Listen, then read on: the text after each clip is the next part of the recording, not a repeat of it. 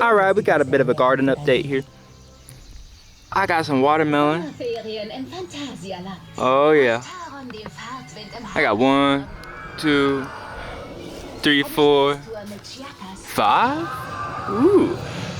6, 7, 8, 9 watermelon. Apparently you're supposed to like plant them 5 or 6 feet apart. We'll see about that.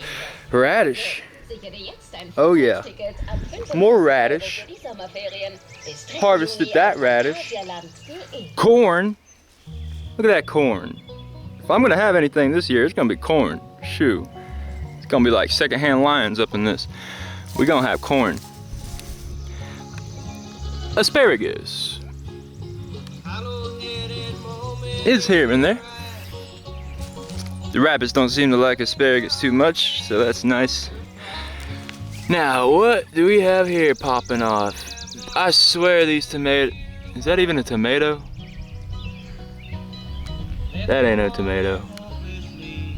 That's a tomato. And that's borage. Borage goes well with tomatoes and strawberry. Apparently it makes them taste better. I don't know what this is. Honestly, that's probably something I planted. We'll just put that back right there. See what that turns out to be. A little mini mater. Nah, it's not a tomato. No. So these are all Romas. I didn't think they were gonna really do much of anything because of the rabbit and just because they didn't look too good. Now you can see here where the rabbits bit off some leaves, but it's just coming back, so that works. I did not see anything this big a day or two ago, I swear. They are popping off with this rain and just that time of year. And you got that Cherokee purple. The ones that haven't gotten bit off or ate by the rabbit. This one got bit right at the cola, if you want to call it that, the top growth. But it's coming back. It flushed all this new growth out. That's a nice looking matey. I don't like tomatoes by themselves. Not really mixed with a burger either. I'm gonna try these out though. I know people that like them though, and I plan to sell them at a farmer's market or do something with them like that. Yeah, this got bit, but it's shooting some new growth out. Yeah, I'm gonna fence all this in next year. Hey, this is just a nice start though. I'll take what I can get. The old peppers are looking good. Still alive, I consider that good. That's a real nice one.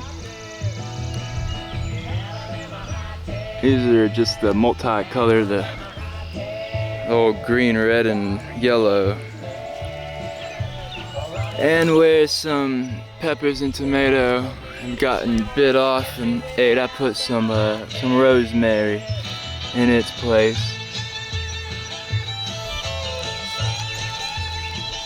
So peppers, tomatoes,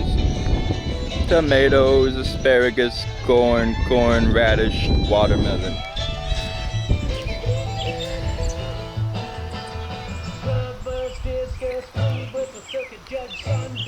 I might want to start picking off some of this lettuce, just trimming the tips of it off and eating what I can get, because it comes right back. More corn. I believe I have 3 separate varieties here. That one's definitely a sweet one. Pretty sure there's 2 sweet and 1 semi-sweet or something. Anyway, I'm gonna eat them. Is what kind of corn they are. I'm excited about this little pepper. There's a few of them. This is the Aji Kachuja or Ahi Kahua or something. It's a semi-spicy pepper, but it's not spicy. It's not. A jalapeno is more spicy than it. They were not looking too good. They, yeah, I mean, the seeds are supposed to start early in a grow tent or just indoors.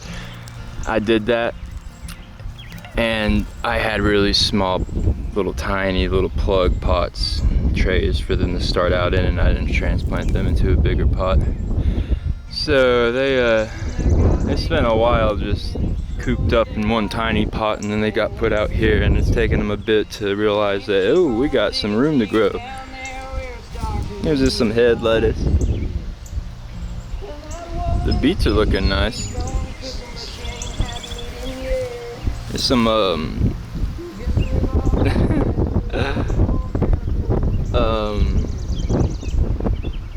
man, cabbage, purple cabbage.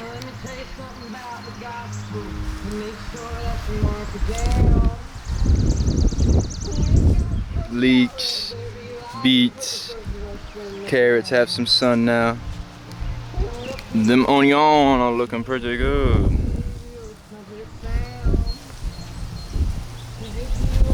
So about the weeds, I'm just not really gonna worry too much about them. Man, this wind is probably annoying. I'm just not gonna worry too much about them because they're there. It's moisture retention. It's moisture retention. I'm just not gonna let them reseed, and there will be nothing all winter. So they'll be suffocated, starved out. So I'll be putting some compost on all of these and a big old layer of hay. I planted some bush beans just so around the 100-gallon pots here. The special tomato pots. I don't know if I'm gonna get away with this, but whatever. Eat it, YouTube. Oh! Oh, wasp likes it.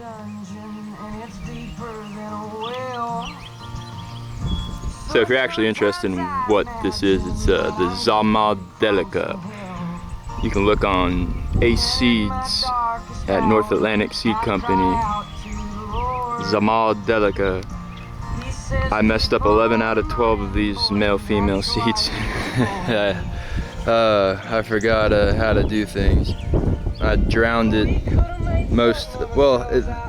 I put them in the water, which they aren't supposed to be in water for more than 12 hours. If they float initially, that's good. And if they sink within 12 hours, or a little bit after 12 hours, within 24 hours, then they're good. They just don't want to, you don't want them to be in the water for more than 24 hours, I would say. I've gotten away with it, having them in for longer than 24 hours. I actually had them in for almost 48 hours. I sort of messed up. But I got them out of there, put them in a wet paper towel in a bag, got them on a heating mat, and 11 out of 12 germinated. And then after that, I put 8 out of 12 germinated. And then after that, I put them in these little pots with soil. This soil that I had used for a grow last year. It had a lot of life in it. So 7 out of 8 of those seeds got ate up. And this lucky, hopefully, girl, the wind's been prevailing, but she's making it. She's growing exponentially every day. But yeah, I totally procrastinated on getting those seeds out of the water, and then I messed up in the medium that I put the seeds in. Yeah. I planted sunflower over here. I think I've buried the sunflower seeds here and in the other garden. These beans are popping up though. I need to just replant the sunflower seeds. I have some seed left. Wenn du auf dem Festival deine Leute suchst und wiederfindest. Wenn der Späti für heute the only place to be ist. Entdecke Desperados. I'm not in Germany, I just have a VPN. Egal wo. Go Desperados. And I like hearing other languages being spoken. If I hear it over and over again, I have more of a chance of learning it if I were to ever do that in the future. Alright, so what's up with this mess of rocks everywhere? Well, I started a retaining wall about in 2021, so it's 3 solid years ago. Oh, I've messed up so many different ways. I busted it getting it down. Oh, I'm gonna show you pictures of what it looked like before. But as of now, I can tell you that it was a bunch of this oddly shaped rock, which is not that easy to stack. I mean, look at what I'm dealing with here. Look at that. I'm gonna take it though. I'm making it work. I'm making it work. It's solid. It's solid. There's a specific way you're supposed to make a dry stack natural stone wall. Dry stack meaning there's no mortar or anything holding it together other than its own weight and friction. And I'm still not doing 100% correct, but it's just gonna have to work. This should be turned that way, and this whole entire wall should be a little thicker. But I'm just working with what I have. I don't have that much material. It looks like I do, but no. Once you start building this, stuff gets used quick, and it's like, where did everything go? Trust me, it was much bigger of a mess. There was much more here. But I'm not trying to talk down on it. It looks pretty good for what it is. Something like this rock though, that's a no-no. But it's just gonna have to work. That's not the I forget the terminology, but that rock right there, you're seeing the longest part of that rock right there. It doesn't extend farther in than the length that you can see from down the down the height here. It that's about a foot, 13, 14 inches. I'd say it only goes in the wall about 8 or 9. Yeah, it'll work for there. It'll work for there. It's just gonna have to. But with these dry stacks, this is gonna be my face. I know, right? I'd love to make this my face. It covers so much more ground, but that's just not how it works. Honestly, I might just cheat a little bit because this wall's not gonna go too high. I mean, it's not gonna get too high. Only about 4 or 5 feet. But you need your through stones. You need stones that go all the way through the wall. So here you have the back face, the front face, which this is a retaining wall. It has dirt behind it. You can make a wall that just freestands, that it's like acts as a fence in a field, if you can imagine. So I have concrete, old concrete that's been piled up behind this shed for 50 some years from an old patio that got ripped out here. So I'm just utilizing all this concrete as my back stack, as I like to call it. You want the back face, the front face, which if this was just a freestanding, not a retaining, they'd both just be the faces. You want them to be touching on the inside. And then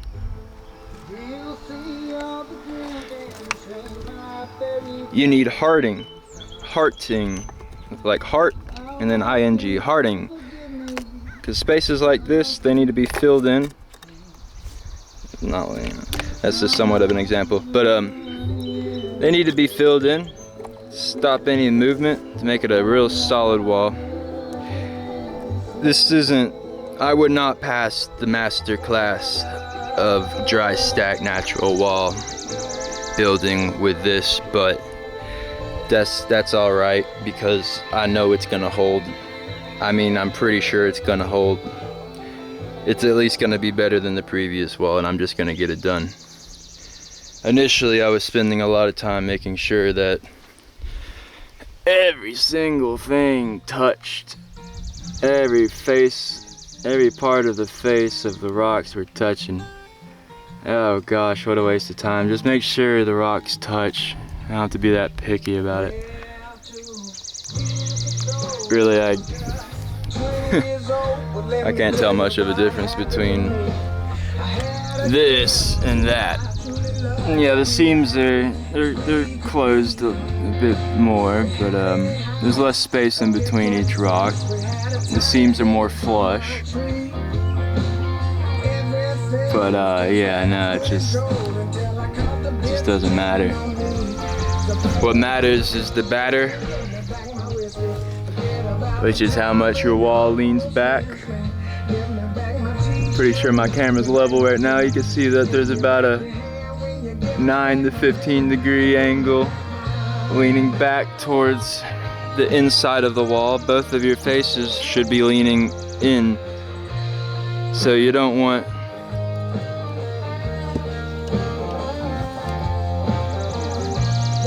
the back rock or the front rock, none of these faces to be angled to where they're gonna be, God, I don't know what I'm talking about, sloping outward. You want the rocks to slope inward. Yeah, I think that's right way to say it. Like this one,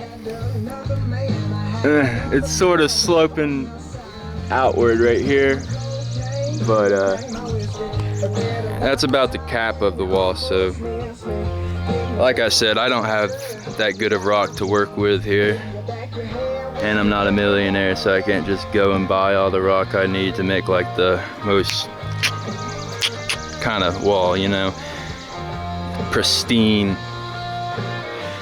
I mean, this looks pretty good, but that's because I had a lot of rock to choose from at that given point in time.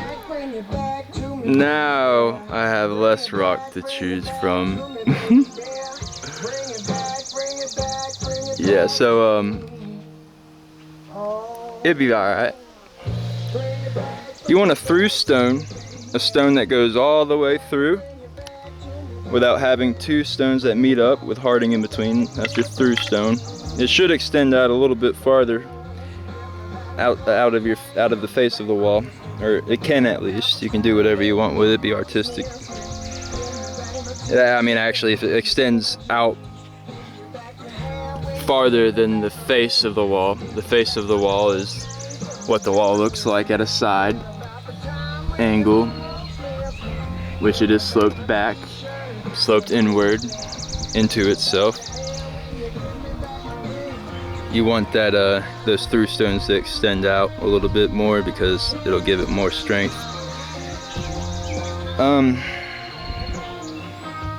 Yeah, I guess I should take that into consideration as I continue. It's a learning process, that's for sure. I thought I knew everything coming into this, and that's how I messed up.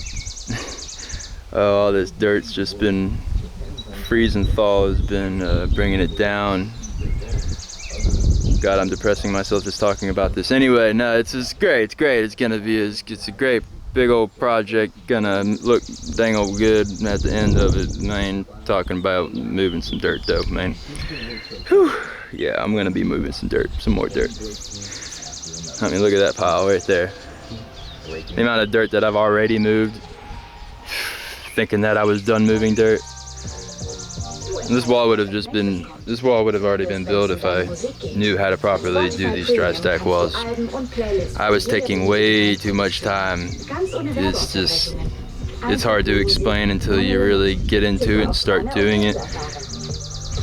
Because this rock needs to fit here, and then, oh, well, that makes me have to use this kind of thickness of rock for the next spot. And, But I mean, for the most part, it brings me joy. I mean, yeah, it's a whole lot of extra unnecessary work, but I don't look at it as wasted. I look at it as a learning experience, hands-on.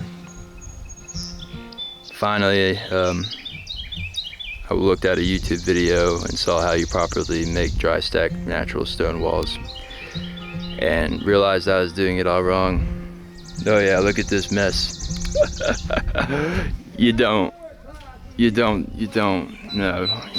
backfill. I was thinking I needed drainage. It's a natural stone wall. The water, it permeates through, or if that's even the correct vocabulary. The wall is permeable. The water flows through the wall. I don't need all this French drain kind of thing. All that loose gravel, it's like an ocean. It's just pushing down. As that, so is this dirt.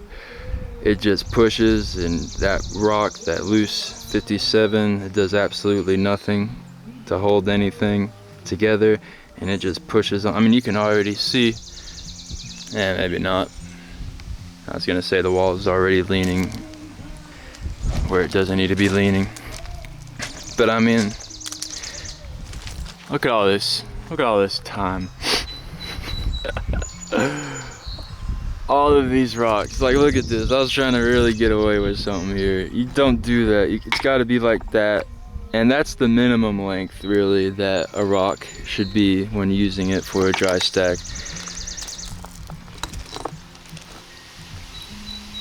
I mean, like, if a rock's only that long, it's not really holding anything together. And I was trying to get away with that. I'll be using this rock, but it's gonna have to be like that. Which, I don't get in as much area covered doing that, but that's just how it is. Also, I could have done a better job of these seams. This is a pretty good example of what not to do. Let's just say all these rocks extend into the wall more than the length that you can see right now. I'd still be like, I want to replace it, but it's a running seam. You want to cross your seams. Yeah, let me try to find a good example of that. Oh Lord, I'm so arrogant. I was so arrogant. I still am, but being arrogant is being confidently ignorant. When you're ignorant, you don't know something, so I can only hope to find out where I've been arrogant, or how I'm being arrogant now in the things that I'm doing. So that's a good example of crossing a seam.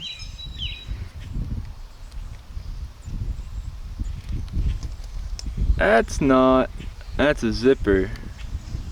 That's where the corners barely touch the other rock, but they just don't really hold that well.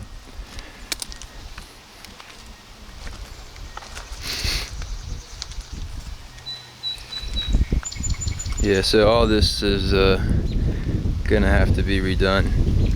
I will be trying to keep this though. I'm proud of about this one. I mean, it looks cool. And it's not gonna be that tall right there, so I think I can get away with just leaving that circular one there and taking everything above it away. Yeah, I mean, I was really trying to get away with using these 57s as backfill to hold stuff together. It's a river. It's a river.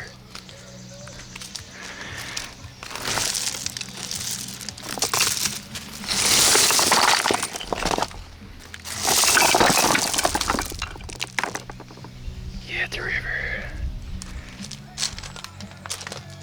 Then buying all these 57s, what a waste. Hell yeah, just put it in the driveway. It'd be alright, but yeah, the amount of time and effort. Oh Lord. But at least I have a grip. I was about to say, at least I'm doing it right now, but I'm on, it's like 75%. It'll be alright. But at least I got a grip on how I'm gonna do this. Now, you might be thinking 4 to 5 feet. Well, it's going to be terraced, which means it's going to be, now the first layer is going to be rock, and the second layer, I don't know what it's going to be, but it's not going to be rock. I love for it to be rock, but I don't have the rock, and nobody's going to buy me rock, so why should they, you know? But so take me 3 years to get here, you know. But it's going to be terraced. It's going to be up to about here, and then a step, and then either just plow, which wouldn't be terrace, it'd just be a short wall, and then not plow, but excavate, this dirt to slope it back down, which I don't know why you'd even have to do that. Nature would just do that with gravity with time. But what I'm thinking, I had a good idea brought to me by somebody. They said put pallets all along this dirt and then plant some, actually it was a mix of my idea and their idea, I forget who came, anyway. So put pallets up against this dirt and then plant some vine, some native vine. I'm thinking trumpet vine. That stuff is, not trumpet honeysuckle, but trumpet vine. That stuff is aggressive. But maybe some native wisteria frutescens. It's pretty aggressive, and it will hold together those pallets, and the pallets will just serve as like a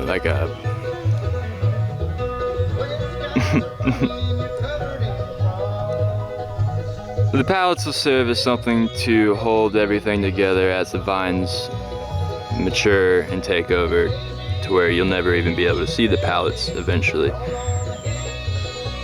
I was gonna say scaffolding or whatever, but that gets taken away.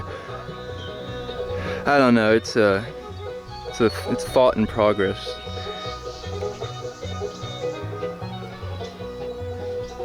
Now I'm having to dig this out. I'm using everything and anything and everything here, but yep, just digging this out, putting rocks down, getting something here, and putting stuff in the middle, shimming it. Shimming it means this rock would be all wobbly. I put this rock under it to shim it in place. This, I put that there for something else, but that rock didn't. That didn't, to make another rock work, but that rock that didn't work. So yeah, it's just, you get awkward spots like these. I don't want to keep this seam going and running. I want to cross that seam, but I have a difference in height here. So I might just keep that rock there and then put one over there on top of it.